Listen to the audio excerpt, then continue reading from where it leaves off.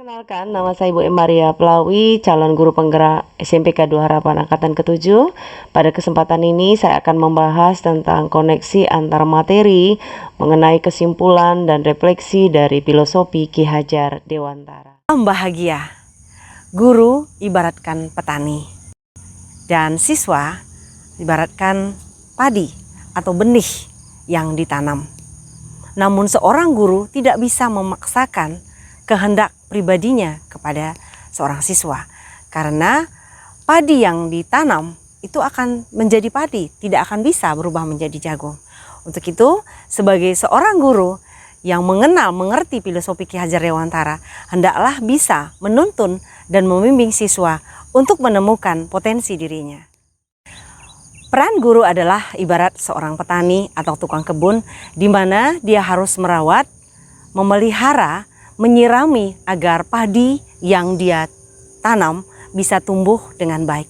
Begitu juga dengan seorang guru, dia harus mendidik, mengarahkan peserta didik agar mereka bisa menemukan potensi diri mereka. Ki Hajar Dewantara adalah Bapak Pendidikan Indonesia yang lahir pada tanggal 2 Mei 1889. Pemikiran-pemikiran beliau tentang pendidikan seperti semboyan Ingarso Sungtulodo yang mengatakan bahwa guru harus di depan dan memberikan teladan. Guru memahami secara utuh tentang apa yang dapat ia pandu kepada murid dan menjadi teladan dalam budi pekerti dan tingkah laku. Sedangkan yang kedua adalah Imadia Mangunkarso, di mana guru diharapkan mampu membangkitkan semangat kepada peserta didik. Dan yang ketiga adalah Tudhuri Handayani, di mana guru bisa memberikan dorongan, dan juga guru tidak hanya sekedar memberikan motivasi, tetapi juga memberikan saran dan rekomendasi dalam pengamatannya terhadap peserta didik. Tiga semboyan ini banyak mempengaruhi perkembangan pemikiran pendidikan di Indonesia sejak dulu hingga masa sekarang. Ada 3 pertanyaan yang akan saya jelaskan mengenai kesimpulan dan penjelasan tentang filosofi Ki Hajar Dewantara. Yang pertama, apa yang Anda percaya tentang murid dan pembelajaran di kelas sebelum Anda mempelajari modul 1.1?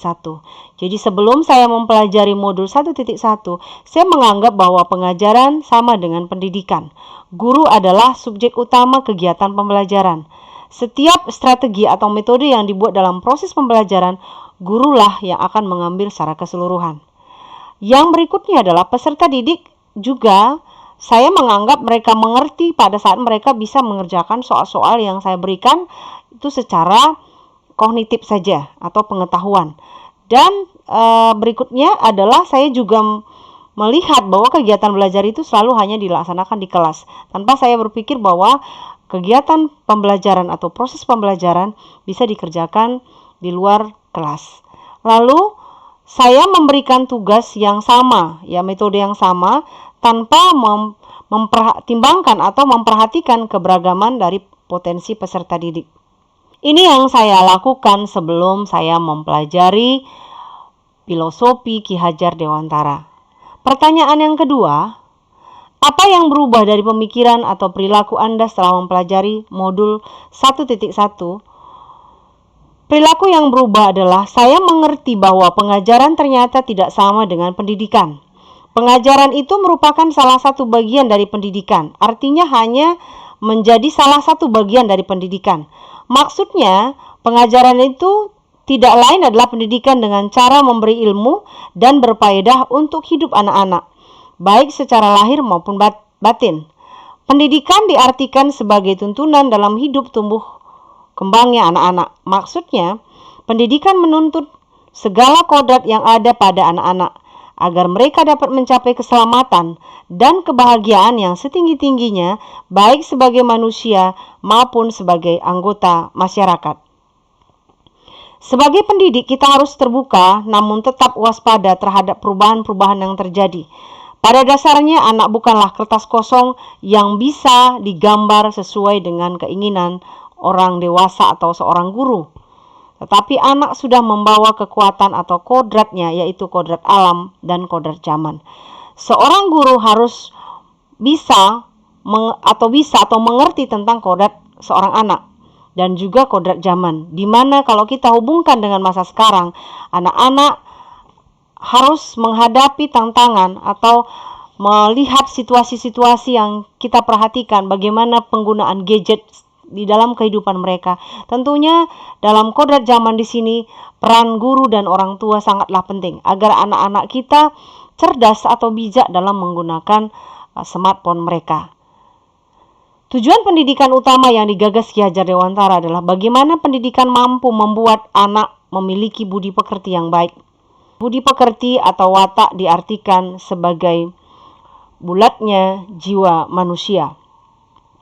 Orang yang memikirkan kecerdasan budi pekerti akan senantiasa memikirkan dan merasakan serta memakai ukuran, timbangan, dan dasar-dasar yang pasti dan tetap.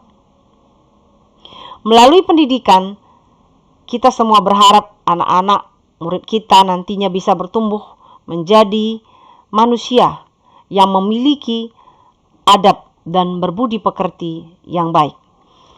Pertanyaan yang ketiga, apa yang dapat segera Anda terapkan lebih baik agar kelas Anda mencerminkan pemikiran Ki Hajar Dewantara? Sebagai CPG Angkatan 7, ada beberapa hal yang akan saya lakukan atau terapkan.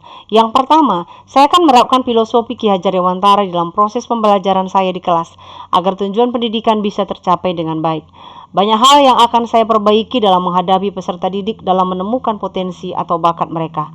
Saya akan melakukan pembelajaran yang berpusat pada siswa atau peserta didik, bukan berpusat pada guru.